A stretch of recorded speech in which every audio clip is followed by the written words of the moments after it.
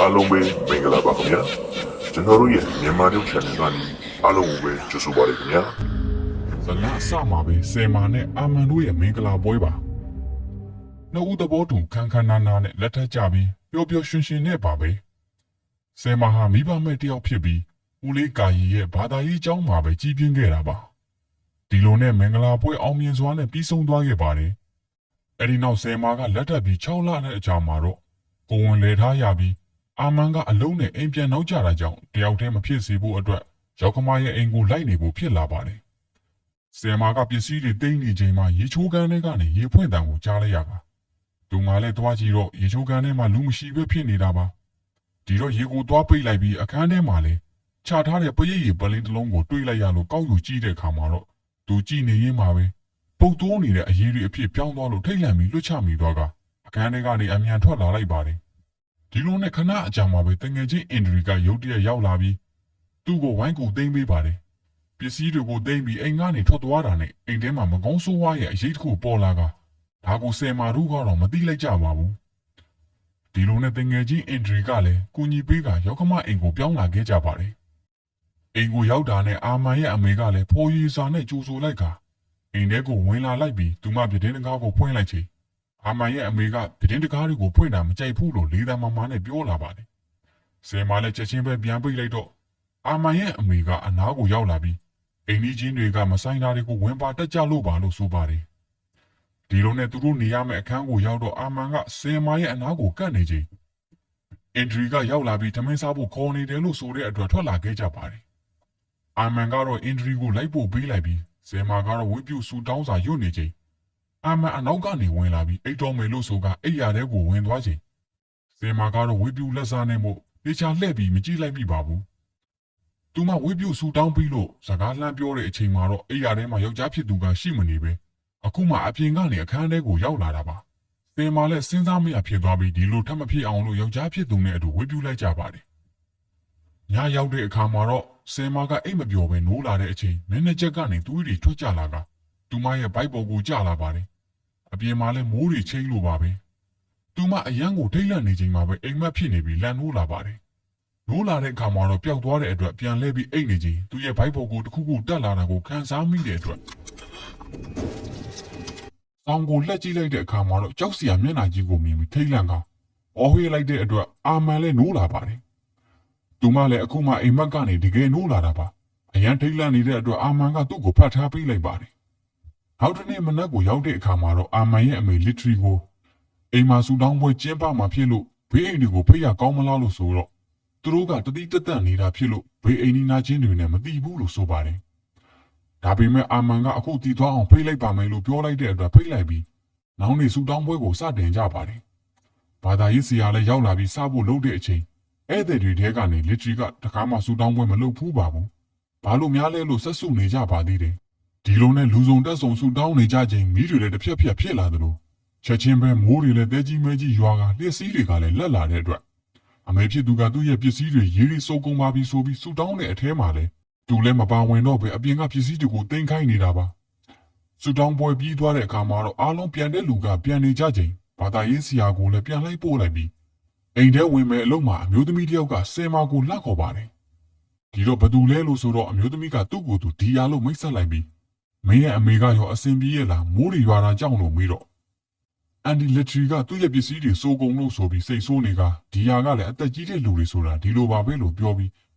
းဆယ်မာကိုနှုတ်ဆက်ခါပြန်သွားပါတယ်တနေ့ဆယ်မာကဟင်းချက်နေတာကိုရောက်ခမဖြစ်သူကဟိုဟာချက်ပါဒီယာချက်ပါဟိုဟာကကောင်းပါတယ်နဲ့အမျိုးမျိုးတွေပြောနေပြီးဆယ်မာလည်းသူပြောတဲ့အတိုင်းချက်ပေးဖို့ပြင်တော့လေကလေးစားတွေမကြွေးဘူးဆိုတာဘာလို့ချက်လဲလို့ပြောတန်ကိုကြားလိုက်ရလို့လှည့်ကြည့်လိုက်တဲ့အခါမှာ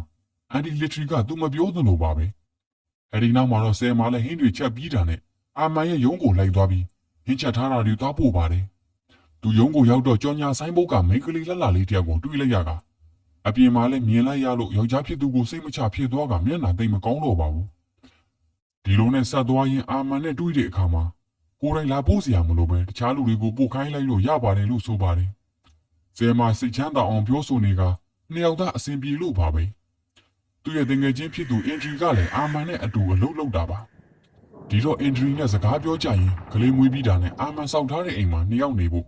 ပြောင်းနေကြဖို့လို့ဆိုတာဆယ်မာကလည်းသူလည်းအဲ့ဒီလိုပဲတွေးထားတာဖြစ်ကြောင်းနဲ့အင်ဒရီကလည်းသူလည်းဖြောင်းဖျကြည့်ပါမယ်လို့ဆိုပါတယ်အဲ့ဒီနောက်မှာတော့အင်ဒရီတယောက်အိမ်မှာတယောက်တည်းရှိနေချိန်မှာအပေါ်ထက်ခိုးကနေအတန်တစ်ခုကိုကြားလိုက်ရပါတယ်ဒါပေမဲ့ပထမတော့အမှုမဲ့အမှတ်မဲ့ပါပဲလို့ဆရာရှိတာကိုဆက်လုပ်နေလို့မှာပဲအတန်တကြားလိုက်ရပြီးလက်ကြည့်တော့ခဲလုံးတစ်လုံးကျလာပါတယ်ဆယ်မာလည်းအပြင်ကအန်ဒီဆူမီကတပြက်စီလဲနေရင်ရောက်လာတယ်မှတ်ပြီးတကားကိုပိတ်ပြီးပြန်ထိုင်နေတော့မှအပေါ်ကနေထပ်ပြီးအတန်ကြားရပြန်ပါတယ်ဆယ်မာလည်းစိတ်လို့ရှားလာပြီးအတန်ကြားတဲ့နေရာကိုတက်ကြည့်လိုက်တဲ့အခါမှာတော့မျက်နှာအနီရောင်နဲ့ဂျင်းကိုမြင်တော့ကလက်ပြီးပြုတ်ကြမှာပဲပန်းအိုးတစ်လုံးကိုတိုက်မိပြီးကွဲသွားပါတယ်အတန်ကြားတော့အန်ဒီလက်ထရီကရောက်လာကဆယ်မာကလည်းတောင်းပန်လိုက်ရင်အပေါ်ကအတန်ကြားတယ်လို့ဆိုတော့ကြွက်တီများလားလို့မေးကသူအနားကိုရောက်လာတော့လေအပေါ်ကနေအတန်ကိုထက်ကြားရပြန်ပါလေအာမန်ပြန်လာမှတက်ကြည့်ခိုင်းမယ်လို့ပြောလိုက်ချိန်မှာပဲဘုံမြည်တဲ့အတန်ကြားလို့လန့်သွားကြပြီပစ္စည်းလာဖို့တွေဖုံးပါဆယ်မာကိုသွားခိုင်းလိုက်ပြီးအတန်ကလည်းမကြားတော့ပါဘူးပစ္စည်းလာဖို့တဲ့လူကဒီကဖြစ်ပြီးဆယ်မာရဲ့တငယ်ချင်းပါသူတို့ကအရန်ရင်းနှီးတဲ့တငယ်ချင်းတွေဖြစ်ကြပြီးတရင်တနည်းရှိတာကိုလည်းလက်ထရီကတိတ်သဘောမကျပါဘူးဆယ်မာရဲ့လက်ကအနာကိုကြည့်ပေးနေတဲ့အချိန်အာမန်ပြန်ရောက်လာတာနဲ့တူတော့ဒီကပြန်သွားတာနဲ့တဝင်းတိုးတဲ့စကားတွေကိုပြောလာတဲ့အတွက်ဆယ်မာကလည်းသူ့ကိုဒီကကိုကြီးနေတာပါလို့ပြောလိုက်ပါတယ်အဲ့ဒီနောက်မှာတော့အာမန်ကအတန်ကြားရတယ်ဆိုတဲ့ထက်ခိုးပေါ်ကိုတက်ပြီးစစ်စစ်ကြည့်နေချိန်သူအရှိကိုကြည့်နေတော့မှပဲအနောက်ကနေသပင်ဖားလျားနဲ့ဂျင်းစကောင်ပေါ်လာပါတယ်သူလှည့်ကြည့်တော့လန့်ပြီးအော်ချလိုက်ပြီလို့အောက်ကစောင့်နေတဲ့ဆယ်မာကစိုးရိမ်သွားပြီးဘာဖြစ်တာလဲလို့မေးတော့အာမန်ကကြွတ်တွေပါလို့ဆိုတာဆင်းလာကအပေါ်မှာဘာမှမရှိပါဘူးလို့ဆိုပါတယ်အဲ့ဒီနောက်မှာတော့အာမန်ကဆယ်မာကိုနှုတ်ဆက်ပြီးအလုပ်ကိုထွက်သွားတဲ့အခါမှာနဆွဲလေးတစ်ခုကကြာကြံခဲ့တာကိုတွေးလိုက်ပြီးကောက်ကြည့်နေချိန်အိမ်ချန်ထဲကိုဒီယာကရောက်လာပြီးဆယ်မာတို့မိသားစုအတွက်ဟင်းတွေလာပေးတာပါဒါကိုသူကလည်းမြည်ကြည့်လိုက်ပြီးသူတို့ကလည်းအဆက်ကြိုက်တယ်လို့ပြောရင်းကျေးဇူးတင်ကြောင်းနဲ့အိမ်ထဲကိုဝင်ပါအောင်လို့ဖိတ်လိုက်တော့မဝင်တော့ပါဘူးသူ့အိမ်ကိုလည်းအလဲလာလို့ရပါတယ်လို့ဆိုပါတယ်အိမ်ကဘယ်မှာလဲလို့မေးတော့ရန်တောင်ကျိုးကအပင်ကြီးရဲ့ဘေးကအိမ်ပါလို့ဆိုပါတယ်ဒီတော့ဆယ်မာလည်းဟင်းတွေကိုအန်တီဆူမီကိုပေးလိုက်ပြီးအမ်မာအတွက်နဲ့သူ့ဦးလေးအတွက်ခွဲထည့်ခိုင်းလိုက်ကတစ်ဆက်သေးမှာပဲဒီမှာတခုခုထူးဆန်းတာတွေကြုံဘူးလားလို့မေးတော့အန်တီဆူမီကမျက်နှာပြတ်သွားပြီးဘာမှမရှိပါဘူးတပီးကကိုဝင်လွယ်ထားရတော့ဒီလိုပဲဖြစ်တတ်ပါတယ်လို့နှစ်သိမ့်ပေးလိုက်ပြီးအင်းတွေကိုဖွင့်ပြီးထုတ်ပိုးပေးလိုက်ပါတယ်ဆယ်မာလည်းအပြင်သွားဖို့အတွက်ပြင်ဆင်နေရင်နှဆွဲကိုလည်းမြည်ပြီးတိတ်မကျေနပ်တယ်လို့ကိုလည်းမှန်ထဲမှာကြည့်နေရင်ကနေစိတ်အလိုမကျတာတွေဖြစ်လာပြီးအလားတွေစွတ်ပြင်းနေပြီးပြုတ်အံလာပါတယ်ဒါပေမဲ့ပြန်ကောင်းသွားပြီးဟင်းတွေသွားပေးဖို့လှုပ်ချိန်ရောက်ကမဖြစ်သူကဟင်းတွေကိုဘယ်သူလာပေးတာလဲလို့မေးတော့ဒီဟာလာပေးတာပါလို့ပြောလိုက်ချိန်ဒီဟာဆိုတာဘယ်သူလဲဆိုတာကိုမသိပါဘူးအန်တီဆူမီလည်းမသိဖြစ်နေပြီးလမ်းတောင်ကအိမ်ကပါလို့ပြောလိုက်ကဟင်းဘူးတွေကိုယူပြီးထွက်သွားပါတယ်ဘာသာရေးဆရာဦးလေးကိုတွေ့တော့တဘာဝလုံးတစ်ခုခုကိုခန်းစားမိနေကြောင်းနဲ့အာမန်ကလည်းအလုံးနဲ့စိတ်ဖိစီးနေလို့သူ့ကိုလည်းထပ်ပြီးဝင်မပြီးစေချင်လို့မပြောထားဘူးလို့ဆိုပါတယ်ဒီတော့ဦးလေးကအိမ်တောင်ဦးကာလာမှာဆိုရင်ကြုံတတ်တာကတဘာဝပါပဲသမီးကြုံတွေ့နေရတာတွေကိုအာမန်ကိုဖွင့်ပြောတင်ကြောင်းနဲ့သမီးရဲ့သွားလေသူမိဘတွေကိုလည်းဆူတောင်းပေးပြီးအလားစီမှာဆူတောင်းပါလို့ဆိုပါတယ်ဦးလေးကာရီကလည်းသူ့လည်းရေမန်းနဲ့ဆူတောင်းပေးလိုက်ပါမယ်လို့ပြောဆိုနေကသူ့အတွက်ဟင်းယူလာတယ်လို့ပြောတဲ့အတွက်ထုတ်ပေးလိုက်တဲ့အခါမှာအတူတူစားကြရအောင်လို့ဆိုကဖွင့်ကြည့်လိုက်တော့ဟင်းတွေကလောက်တွေနဲ့အပုပ်တွေဖြစ်နေတာပါဒီအချိန်မှာပဲအာမန်ကလည်းသူ့ဟင်းကိုဖွင့်ကြည့်လိုက်တော့လောက်တွေနဲ့အပုပ်တွေပါပဲဒီတော့အိမ်ကိုပြန်ရောက်တော့ဆယ်မာကသူ့တော်မြည်ကြည့်တာအကောင်းတွေပါတယောက်ယောက်လဲလိုက်တာနေမှလို့ပြောနေလို့အာမန်ကဟောက်လိုက်တဲ့အတွက်စိတ်ဆိုးပြီးထွက်သွားပါတယ်ဒီလိုနဲ့အာမန်အိမ်အပြင်မှာထိုင်နေချိန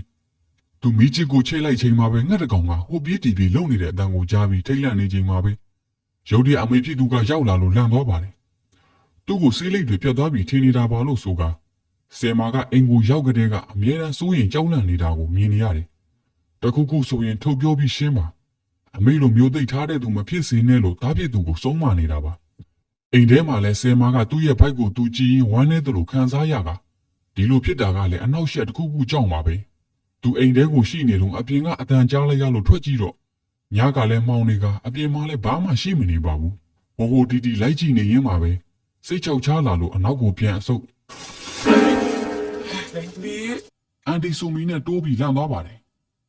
အာမန်ဘယ်မှာလဲလို့မေးပြီးအထဲကိုပြန်ဝင်သွားတော့အန်တီဆူမီကလည်းအမိုက်တွေသွားပစ်လိုက်ပြီးပြန်ဖို့လှုပ်ချိန်မှာပဲမီးတွေကတစ်ဖြက်ဖြက်ဖြစ်လာလို့ကြည်နေရင်မှပဲမီးကမှိတ်သွားပါတယ်ဒီ ဒီတော့သူလည်းကြက်တိထလာပြီးပြန်အလှည့်မိကရုတ်တရက်ပြန်ပွင့်လာပြီးအရင်မဲကြီးတစ်ခုကသူ့အနားကိုတိုးလာကတဖြည်းဖြည်းအနားကိုကတ်လာလို့အမြန်ထွက်ပြေးလိုက်ရပါတယ်ဆယ်မာကလည်းအိတ်ခမ်းကိုရောက်တဲ့အခါမှာအာမန်ရဲ့ဘုံကမြည်နေလို့သွားကင်ဖို့လှုပ်ချိန်မှာလက်ကိုဖမ်းဆွဲပြီးအလောက်ကဖုံးပဲဖြစ်မှာပါမနှက်မှကင်မယ်လို့ဆိုပြီးအိတ်သွားပါတယ်ဒီတော့ဆယ်မာလည်းအိယာထဲကိုရောက်တော့အာမန်ကသူ့ကိုဂယုမဆိုင်တာကိုဝမ်းနေနေတာပါနောက်တနေ့မနှက်မှာတော့ဆယ်မာကကာယီပေးလိုက်တဲ့ရင်မန်းကိုခွက်သုံးခွက်နဲ့ထည့်ပြီးအိမ်ရဲ့တနေရာစီမှာလိုက်ထားလိုက်ကဒါကိုလစ်ထရီကလည်းမြင်သွားပါတယ်သူတခုခုတော့ဖြစ်နေပြီဆိုတာကိုလည်းရိပ်မိနေတာပါဆယ်မာကသူ့ရုံးခန်းနဲ့တယောက်တည်းထိုင်နေချိန်ထုံးစံတိုင်းပဲအတန်တွေကြားလာရပြီးရုတ်တရက်နိုင်ရန်တွေပါအကွဲထွက်လာပြီးပြိုကျမလို့ဖြစ်လာကသူမှလည်းကြောက်ပြီးဖျားထားလိုက်ချိန်မှာပဲအကုန်ပြောက်ကွယ်သွားပါတယ်ဒါပေမဲ့သူတိဆောက်ထားတဲ့အိမ်ပုံလေးကတော့ပျက်စီးသွားပါပြီအာမန်ကလည်းရုံးမှာအလုပ်ကိစ္စနဲ့အလုပ်ရှုပ်နေချိန်ဆယ်မာကဖုံးတွေဆက်လို့အာမန်လည်းအလုပ်ဖြတ်ပြီးဖုံးကန်ကအရေးကြီးနေကြောင်းရှင်းပြသလိုဆယ်မာကလည်းသူ့အိမ်မှာဖြစ်ပျက်နေတာတွေကိုပြောပြလိုက်ပါတယ်သူတို့စကားပြောနေရင်ဖုံးကကြာသွားပြီးရုတ်တရက်ဆယ်မာကသူ့ကိုပြောသလိုအတန်ကြားလိုက်ရကနင်းရဲ့ project မအောင်မြင်ပါစေနဲ့လို့ကြိမ်သွားတာပါအာမန်လည်းအော်သွားပြီးဆယ်မာပြောတယ်ပဲထင်လိုက်ပါတယ်ဆယ်မာကလည်းသူ့ရဲ့ပြတ်သွားတဲ့အိမ်လေးကိုဒီကာကပြင်ပေးဖို့လာယူနေပြီးသူတို့စကားပြောနေချိန်မှာပဲအပေါ်တက်ခိုးကနေအတန်ကြားလိုက်ရပါတယ်ဒီတော့ဒီကာကအပေါ်ကိုတက်ကြည့်လိုက်ချိန်ရုတ်တရက်လင်းလို့ထွက်လာတယ်ဆယ်မာရဲ့အပေါ်မှာဝဲနေလို့ထိတ်လန့်အော်ဟစ်နေကဒီကာကမောင်းထုတ်ပေးလိုက်ရပါတယ်အဲ့ဒီနောက်မှာတော့စိတ်ညစ်နေတဲ့အာမန်ကိုအင်ထရီကနှစ်သိမ့်ပေးလိုက်ရင်နင်းတစ်ခုခုလိုရင်ငါရှိနေပါတယ်လို့ဆိုပါတယ်ဒီကလည်းဆယ်မာကိုနှုတ်ဆက်လိုက်ပြီးကားနဲ့ထွက်သွားတဲ့အချိန်ခြံထဲကိုဒီယာရောက်လာပြီးကိုဝင်ဆောင်ချိန်မှာဒီလိုတွေခံစားရတာဖြစ်တဲ့ကြောင်းနဲ့နေကကိုဝင်ဆောင်ထားရတာပါဒါကြောင့်မို့ခံစားချက်တွေကပြင်းထန်လာနိုင်ပါတယ်လို့ဆိုပါတယ်ဒါကိုလည်းရောက်ကမဖြစ်သူကကြားသွားပြီးနားထောင်နေတာပါဒီယာကိုအိမ်တော်ရှိလားလို့ဆိုတော့ကျမယောက်ျားတုန်းကလည်းဒီလိုပဲပြဿနာကကျမလိုထင်နေခဲ့တာနောက်ဆုံးတော့သူကမိမတယောက်ရှိနေခဲ့တာလို့ဆိုတဲ့အတွက်ဆယ်မာလည်းပူပြီးမျက်နှာပြတ်သွားရပါတယ်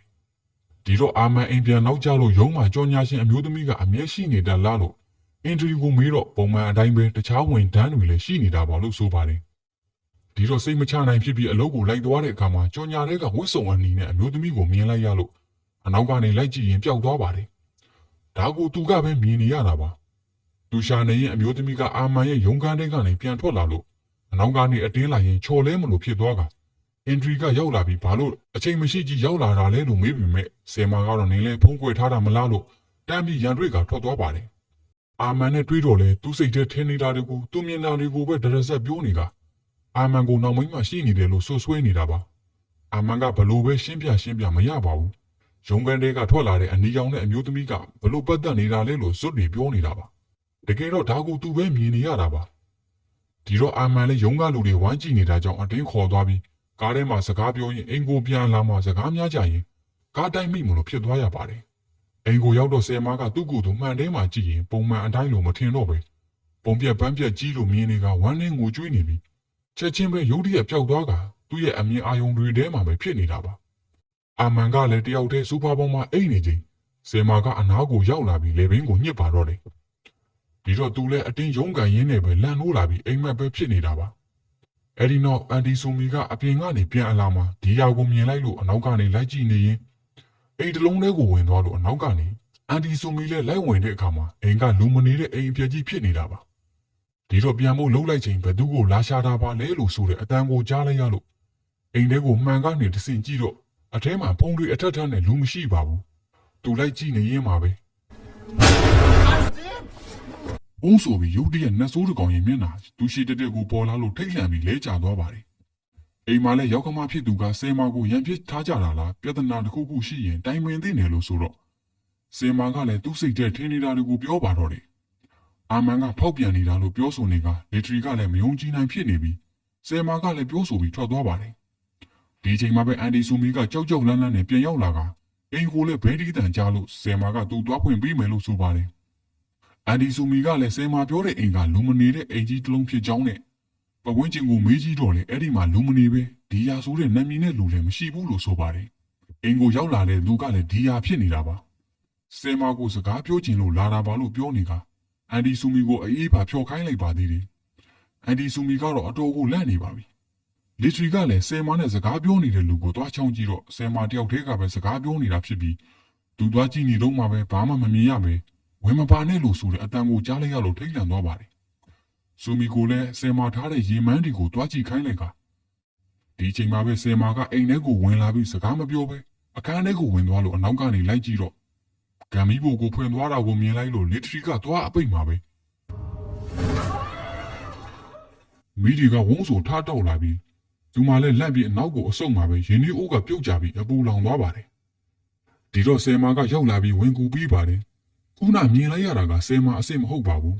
ဒီတော့လီထရီကလည်းဆယ်မာကိုမြင်ပြီးလန့်နေပါပြီအဲဒီနောက်မှာတော့အာမန်လည်းအိမ်ကိုပြန်ရောက်လာပြီးသူ့အမေကိုပြုစုပေးနေရင်ဘာလို့ဒီလိုဖြစ်ရတာလဲဆူမီနဲ့ဆယ်မာကဘာလို့နေလို့လဲလို့မေးတော့ဆယ်မာကသူကဧည့်သည်နဲ့တွေ့နေတာလို့ပြောလိုက်တာနဲ့ဒီကလားလို့ဆိုကမယုံကြည်တဲ့စကားတွေနဲ့အပြန်အလှန်ပြောကြရင်စကားများကြပါတယ်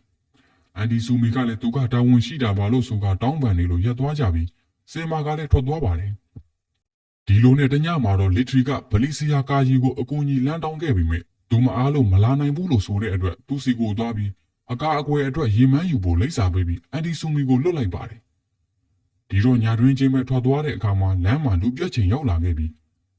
လူတွေလမ်းပေါ်မရှိတော့သူမှလည်းစိတ်ကြောက်ချနေချိန်မှာပဲကားစီးဖို့စောင့်ဆိုင်နေချိန်အနောက်ကနေအရေးကြီးပေါ်လာလို့လှည့်ကြည့်တဲ့အခါမှာသူအိမ်ထဲမှာမြင်ခဲ့တဲ့မကောင်းဆိုးဝါးကရောက်နေကသူ့အနားကိုတိုးလာနေလို့အနောက်ကိုဆုတ်အပ်သွားကားတစ်စီးကဝင်တိုက်တာကိုခံလိုက်ရပါတယ်တစ်ဖက်မှာလည်းကာယီကစာကြည့်တိုက်ထဲကိုဝင်ပြီးစာအုပ်တအုပ်ကိုယူပြီးဖတ်ကြည့်နေချိန်ရုတ်တရက်ခြောက်ချားစရာတွေစဖြစ်လာပြီးသူ့ဘေးကနေမကောင်းဆိုးဝါးကကိုတင်ပြကဖျက်လျှောက်သွားတာကိုမြင်လိုက်ရပါတယ်ဒါပေမဲ့ကာယီကမထိတ်လန့်ပါဘူးကျန်းစာကိုသာရွတ်လိုက်တာပါစင်မာတို့လည်းအန်ဒီဆူမီကားတိုက်ခံရတဲ့အတွက်စီးရုံကိုရောက်နေကြပြီးလီထရီကလည်းဝမ်းနဲ့ငိုကြွေးနေကအာမန်ကိုလည်းဆူမီတေရတာကစင်မာဖြစ်နေတာနဲ့ဆက်ဆက်နေပြီးစင်မာတွေ့နေတဲ့အိမ်ကြီးချင်းနဲ့ပတ်သက်နေတယ်လို့ပြောပေမဲ့အာမန်ကလည်းလက်မခံသေးပါဘူးဒီတော့စင်မာနဲ့တွေ့တဲ့အခါမှာသူတွေ့နေတဲ့အိမ်ကြီးချင်းကတကယ်မရှိပဲသမီးဒီယာနဲ့တွေ့နေတိုင်းသူ့ကိုမြင်နေရတာကသမီးတယောက်တည်းစကားပြောနေတာကိုပဲမြင်တာပါလို့ပြောပေမဲ့ဆယ်မာကလည်းလက်မခံပါဘူးသူ့ကိုယုံနေတယ်လို့ပြောနေတယ်လို့ထင်သွားကအတိတ်ပဲမရှိဘူးလို့ပြောရင်ထွက်သွားပါတယ်အန်ဒီဆူမီကတော့တေဆုံးသွားကအလောင်းကိုထုတ်လာတာကိုမြင်တော့လီထရီလည်းဝမ်းနဲ့ငိုကြွေးရပါတော့တယ်အဲဒီနောက်မှာတော့ဆယ်မာကဒီယာရဲ့အိမ်ကိုညပက်ကြီးရောက်သွားကအိမ်ကသူ့သွားတဲ့အခါမှာတော့အကောင်းတိုင်းကြီးပါပဲအထဲကိုဝင်သွားပြီးအိမ်ရှိမှရေမန်းပလင်းကိုချလိုက်ချင်းဒီယာထွက်လာလို့ကြွေထားလိုက်ပါတယ်ဒီယာကသူ့ကိုအိမ်ထဲကိုဝင်စေပြီးစကားထိုင်ပြောကြရင်ဆယ်မာကိုအနာကပ်ကသူတို့ကနင့်ကိုမလိုအပ်တော့ဘူးလူတွေကသူတို့ကိုသူတို့ချစ်တာပါလို့ပြောနေကမိသားစုကြားမှာအမုန်းပွားစေမယ့်စကားတွေကိုပဲပြောနေတာပါတစ်ဖက်မှာလည်းလီထရီကအိမ်ပြင်မှာညက်ဖက်ကြီးတစ်ပြက်စီးလဲတန်ကြားလို့ထွက်ကြည့်တော့ဘယ်သူမှမရှိပါဘူးသူထွက်လာပြီးတစ်ပြက်စီးကိုကောက်ကင်လိုက်ချင်းတစ်ပြက်စီးမှာသွေးတွေပေးနေတာကိုမြင်လိုက်ရပြီးလှုပ်ချလိုက်ပါတယ်ဆယ်မာကလည်းသူ့ကိုနှစ်သိမ့်ပေးနေတယ်လို့ထင်နေတာဒီဟာနဲ့ဖတ်လိုက်တဲ့အချိန်သူချထားတဲ့ရေမန်းပလင်းကအမဲရောင်ပြောင်းသွားကချက်ချင်းပဲကွဲထွက်သွားပါတယ်ဒါကိုလည်းဆယ်မာကမြင်လိုက်ပြီးချက်ချင်းသဘောပေါက်ပြီးထိတ်လန့်သွားကဒီယာကိုတွန်းလိုက်ပါတယ်ဒါကိုလည်းဒီယာကသတိထားမိသွားပြီးသူ့ရဲ့ပုံစံအမှန်ကိုသိသွားပြီးဖြစ်တာကြောင့်ချက်ချင်းပဲအိမ်ကလည်းအပြက်ကြီးတစ်ခုဆိုတာကိုဆယ်မာမြင်သွားပါတယ်ဒီချိန်မှာပဲသူလှည့်ကြည့်တော့ဒီယာကမကောင်းဆိုးဝါးတစ်ကောင်ဖြစ်နေပြီးသူကြည့်နေတော့မှာပဲဘုံဆိုအနားကိုတိုးလာလို့ထိတ်လန့်ပြီးလဲကျသွားကသူအနားမှာအသားစိမ်းတွေထိထားတဲ့ပုံကြီးတစ်ခုလည်းရှိနေတာပါတစ်ဖက်မှာလည်းလီထရီကိုကဲပါအောင်လို့ပြောလို့လှည့်အကြည့်ဘာမှမရှိပါဘူးဒါပေမဲ့သူ့ဘေးကိုဆူမီကကြောက်စရာပုံစံနဲ့ရောက်နေလို့ထွက်ပြေးရပါတော့တယ်သူမပြေးနေရင်တနေရာအရောက်မှာဒီယာကသူ့ရှိရောက်လာပြီးအနားကိုတိုးလာနေလို့ထိတ်လန့်ပြီးလေကားကနေပြုတ်ကျသွားပါတယ်ဆယ်မာကိုအိမ်ထဲမှာဒီယာကချောက်လန့်နေပြီးသူနာတိုးလာနေလို့ဖျားစာရွတ်လည်းမရပါဘူးမျက်နှာကြီးကနီးရဲနေကသူ့ကိုကြည့်ပြီးအော်ဟစ်နေလို့အမြန်ထွက်ပြေးပါတော့တယ်ဆယ်မာလည်းအိမ်ကိုပြန်ပြေးပြီးအာမန်ကိုခေါ်ပြီးအိမ်ထဲကိုဝင်လာခဲ့ပြီးမြဲအိမ်ထဲမှာဘယ်သူမှမရှိပါဘူးသူအပေါ်ကိုအတက်မှာပဲဒီယာကသူ့ရှိကရောက်နေပါပြီပြန်စင်းတော့လေသူသွားမဲ့အရှိတွေကိုအယောင်ဆောင်ထားတဲ့ပုံစံတွေကပေါ်လာကြပြီးပိတ်ထားက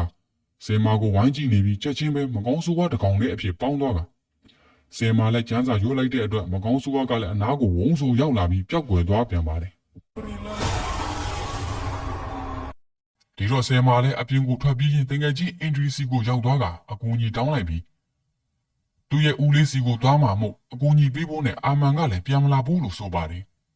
အင်ဒရီကလည်းထိတ်လန့်နေတဲ့ဆယ်မာကိုရေးတိုက်လိုက်ကခဏထားခဲ့ပြီးထွက်သွားမှာပဲ စပွဲပေါ်မှာတင်ထားတဲ့အာမန်ရဲ့မိချစ်ကိုမြင်သွားပါတယ်ဒီတော့အခန်းတွေတဲကိုလိုက်ရှာကြည့်နေရင်းမှာအင်ဒရီရဲ့အခန်းတဲကိုလည်းတိတ်တိတ်လေးဝင်ကြည့်တော့လည်းမတွေ့ပါဘူးနေရာစုံလိုက်ကြည့်ရင်ပြန်ထွက်မယ်အလုံးမှာပဲအာမန်ကရေချိုးကန်းထဲကနေထွက်လာပါတယ်ဒီတော့ဆယ်မာကငကိုကမှတန်တရားရှိနေသူမို့ချက်ချင်းပဲအာမန်ရှင်းပြတာကိုနားမထောင်တော့ပဲဒေါသတွေထွက်ပြီးပြောဆိုလုံနေကအင်ဒရီကရှင်းပြဖို့လုပ်ပြီးမယ်လက်မခံပဲရန်တွေ့ပြီးပြောဆိုလုံနေတာပါဒီတော့အင်ဒရီကပြန်អော်လိုက်ပြီးအာမန်ကနင့်အပေါ်ဒီလောက်ကောင်းပေးတာတော့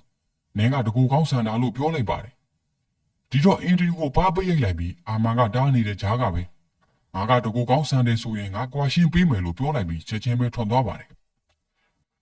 အာမန်လိုက်ခေါ်လည်းမရတော့ပါဘူးဒီတော့အာမန်လည်းကားနဲ့အနောက်ကနေလိုက်သွားကစင်မာသွားတာကဦးလေးကာယီစီကူပါကာယီကဓာတွေကိုတိနေပြီးအာမန်နဲ့မင်းရဲ့ဆက်ဆံရေးကိုတစုံတစ်ခုကဖျက်ဆီးဖို့ကြိုးစားနေတာဖြစ်ပြီးအဲ့ဒါကအိမ်တောင်ရေးကိုဖြိုခွင်းနိုင်ကြောင်းနဲ့ပေါင်းတင်ဆက်ဆံရေးကိုဖျက်ဆီးနိုင်တဲ့ဂျင်းတကောင်ပဲလို့ဆိုပါတယ်အဲ့ဒီဂျင်းရဲ့နာမည်ကဒါဆင်းပါဂျင်းကြောင့်ပဲအိမ်ကမိသားစုတွေတယောက်နဲ့တယောက်အစင်မပြေတာတွေဖြစ်အောင်ဖန်တီးနေတာဖြစ်ခါဆင်မာကိုအမြင်အာရုံလှည့်စားပြီးမိသားစုတွင်းမှာပြဿနာတွေဖြစ်လာအောင်လုပ်နေတာကဂျင်းတကောင်ပဲဖြစ်နေတာပါပဲကာယီကစာအုပ်တအုပ်ကိုပြပြီးဒီစာအုပ်ကတလွဲသုံးချင်းမခံရအောင်ချိတ်ပိတ်ကာကွယ်ထားတာဖြစ်ပြီးဒါပေမဲ့ဒါကိုအခိုးခံရတယ်လို့ဆိုပါတယ်ဒီတော့ဒါကိုယူသွားတဲ့လူကဂျင်ဒါဆင်းကိုတုံးချပြီးစင်မာတို့ရဲ့အိမ်တောင်ရေးကိုပြဿနာတွေဖြစ်အောင်ဖန်တီးနေတာပါဒါပေမဲ့သူတို့အိမ်တောင်ရေးကိုပြန်ကယ်တင်ဖို့နည်းလမ်းရှိသေးတယ်လို့ဆိုပါတယ်စင်မာချီလက်တန့်စင်နေခြင်းအာမန်လည်းရောက်လာပါတယ်ပြီးတာနဲ့ဘုရားကျောင်းထဲမှာရုပ်ဖတ်တာတွေပြုလုပ်လိုက်ရင်ကာယီကရေမန်းနဲ့ဖျန်းပေးနေခြင်းတစ်ဖက်ကလည်းစာအုပ်ကိုခိုးသွားတဲ့လူကစာအုပ်ကိုအသုံးချနေပါပြီဒီအချိန်မှာပဲရုတ်တရက်စင်မာရဲ့ရှေ့ကိုဂျင်းကပေါ်လာပြီးထိတ်လန့်သွားကချက်ချင်းပဲစင်မာကိုပူးကပ်သွားပြီးလေးပေါ်ကိုမြောက်တက်သွားပါတယ်ကာယီကသူ့ရှိကနေသူ့ရဲ့တောင်ဝင်းနဲ့နှစ်ဖူးကိုထောက်ပြီးရုပ်ဖတ်တာတွေပြုလုပ်လိုက်တာနဲ့အောက်ကိုပြန်ကျသွားပြီးအာမန်ကိုကယ်ခိုင်းနေကငုံညည်းနေပါတယ်အာမန်ကအနားကိုသွားဖို့ပြင်တော့တားထားလိုက်ပြီးကာယီကစင်မာရဲ့အနားကိုကတ်သွားတဲ့အခါမှာရုတ်တရက်တိုက်ခိုက်ခံလိုက်ရပြီးတောင်ဝေးလေးကျိုးသွားသလိုချထားတဲ့ရေမန်းပလင်းလေးကွဲထွက်သွားပါတယ်စင်မာကတောင်ဝေးအကျိုးကိုလူပြီးကာယီရဲ့ခြေထောက်ကိုထိုးချလိုက်ကဝင်ထားတဲ့အာမန်ကိုလည်းတိုက်ခိုက်လိုက်ပါတယ်အာမန်ကိုထပ်ပြီးအပေါ်ကနေရှာအရှိကြီးထွက်လာပြီးချောင်းလန့်နေကြီးကာယီကခေါင်းကိုကန်ပြီးထိချုပ်ကအပနှင်ပေးလိုက်တော့မှငြိမ်ကျသွားပါတယ်စင်မာကလည်းတတိမိသွားတာဖြစ်ပြီးသွေးတွေလည်းထွက်ကြလာလို့စေးရုံကိုအမြန်ခေါ်သွားကြရပါတယ်အဲဒီနောက်မှာတော့အာမန်ကစင်မာရဲ့အနားမှာစောင့်နေပြီးစင်မာလည်းတတိပြန်ရလာတဲ့အခါမှာတော့သူ့ရဲ့ကလေးကိုဆုံးရှုံးလိုက်ရတာကိုသိလိုက်ရကနှစ်ယောက်လုံးဝမ်းနဲ့ငိုကြွေးနေကြပြီးအာမန်ရဲ့အမေကလည်းအပါအဝင်ပါပဲအဲဒီနောက်မှာတော့စင်မာတို့ပြန်လဲပြီးပုံမှန်အခြေအနေကိုပြန်ရောက်လာကကာယီကိုခေါ်ပြီးအိမ်မှာဆူတောင်းပွဲပြုလုပ်ဖို့ပြင်နေကအင်ဒရီလည်းရောက်လာတော့စင်မာကလည်းသူ့ကိုအာမန်ကအမှန်တိုင်းပြောပြလို့တီးလိုက်ရပြီးအထင်လွဲခဲ့တာတွေအတွက်တောင်းပန်ပါတယ်လို့ဆိုပါတယ်ဒီတော့တငယ်ချင်းနှစ်ယောက်အဆင်ပြေသွားကြပါတယ်ဒီလိုနဲ့ဆူတောင်းပွဲမှာကာယီကစကားပြောဆိုပြီးတာနဲ့ကျန်းစာရုံးမဲ့အချိန်အင်ဒရီကထားလာပြီးသူဓမ္မတာလာနေလို့ပြောတဲ့အတွက်စင်မာကသူ့ရဲ့အခန်းကိုသွားခိုင်းလိုက်ပါတယ်အင်ဒရီကအခန်းထဲကိုရောက်တာနဲ့အန်ဆွဲတွေကနှဆွဲလေးကိုတွေ့သွားပြီးကြည့်လိုက်ကစင်မာကောက်ရတဲ့နှဆွဲလေးဖြစ်ပြီးအင်ဒရီရဲ့နှဆွဲဖြစ်နေတာပါ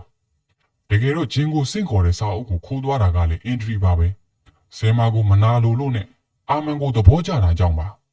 အင်ဒရီကသူယူလာတဲ့အယုတ်ကလေးကိုဘရီဇင်ရဲ့အောက်မှာဖွက်သွားပြီး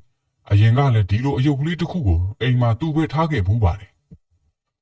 နောက်ဆုံးမှာတော့အင်ဒရီကသူ့ကိုယ်သူမှန်မှန်ပြန်ကြည့်နေရင်သူ့ရဲ့ပုံစံကမကောင်းဆိုးဝါးတကောင်အဖြစ်မှန်တဲမှာပေါ်လာကဇလန်းလေးပြီးဆုံးသွားခဲ့ပါတယ်ခင်ဗျာအဆုံးထိလိုက်ပါကြည့်ရှုပေးတဲ့အတွက်တယောက်ချင်းစီကိုအထူးပင်ကျေးဇူးတင်ရှိပြီးစိတ်ချမ်းသာခြင်းကိုယ်ကြီးကျမ်းမာခြင်းများနဲ့အတူကတ်သုံးပါကြော်နေနိုင်ပါစေလို့ဆုတောင်းပေးရင်းညီကုန်းချုပ်လိုက်ရပါတယ်ခင်ဗျာ